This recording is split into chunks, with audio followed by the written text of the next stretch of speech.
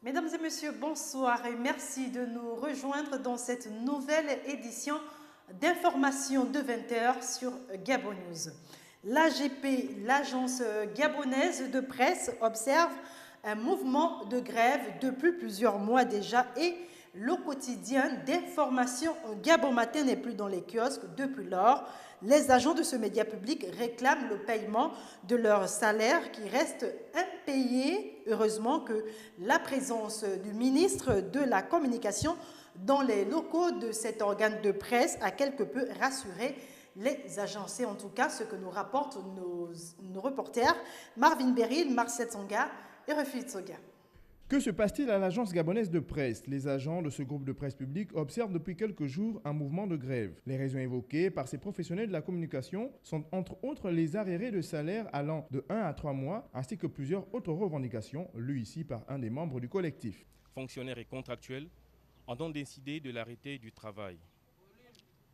Cet arrêt fait suite à plusieurs dysfonctionnements constatés au sein de l'entreprise, dont le paiement de 2 mois d'arriérés de salaire pour les agents contractuels, le paiement des 3 mois d'arriérés de primes de responsabilité des fonctionnaires affectés à l'AGP, retour en kiosque du journal Gabon Matin avant le 30 novembre 2014. Audit sur le fonds de fonctionnement de l'agence gabonaise de presse depuis 2009. Institution d'une prime trimestrielle de rendement, versement de la prime de panier dont la direction en est seule bénéficiaire. Réajustement de la prime de transport fixée à 35 000 francs CFA, tel que décidé par décret du Conseil des ministres en 2010 par le chef de l'État. Réhabilitation de la prime d'agence supprimée aux agents fonctionnaires. Versement de la prime de logement à tous les agents contractuels de l'agence gabonaise de presse. Acquisition du nouveau bâtiment de l'AGP dans l'immédiat. Élargissement de la prime d'incitation à la performance PIP aux agents contractuels de l'AGP, comme c'est le cas à la RTG 1 et 2. Alerté de la situation, le ministre de la Communication, Denise Mekamne, a personnellement effectué le déplacement afin de s'enquérir de la situation. Après avoir attentivement écouté les grévistes, Madame le ministre a promis résoudre les problèmes de salaire dans les plus brefs délais et faire toute la lumière sur cette affaire. En attendant la réaction des autorités compétentes par des actes concrets, les agents de l'AGP maintiennent le mouvement de grève.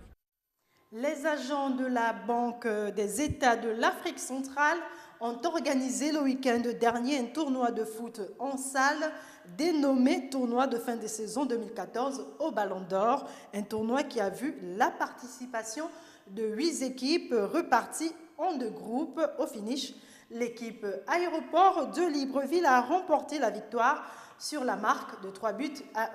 Un reportage signé Justin Bitegué.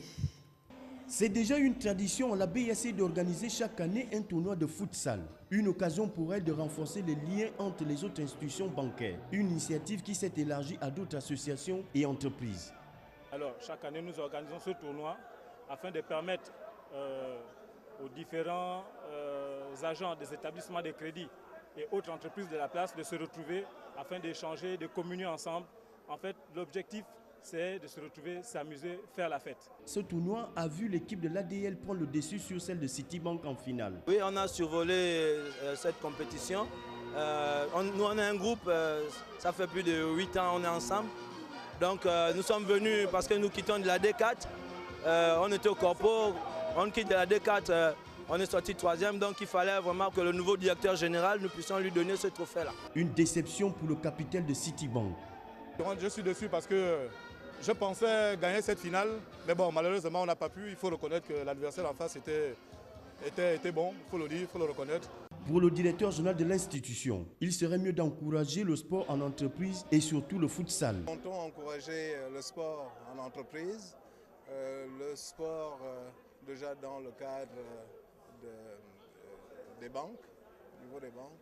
Et peut-être plus tard, nous allons voir comment on peut élargir surtout le football en salle. Notons que 8 équipes ont participé à ce tournoi de futsal, à savoir 2 équipes de la BAC, les Panthères de Dakar, les anciens d'Azingo, de Citibank et de l'UGB. Le rendez-vous est donc pris pour l'autre fin de saison 2015. Voilà, c'est tout pour l'actualité de ce mardi. Merci pour votre fidélité.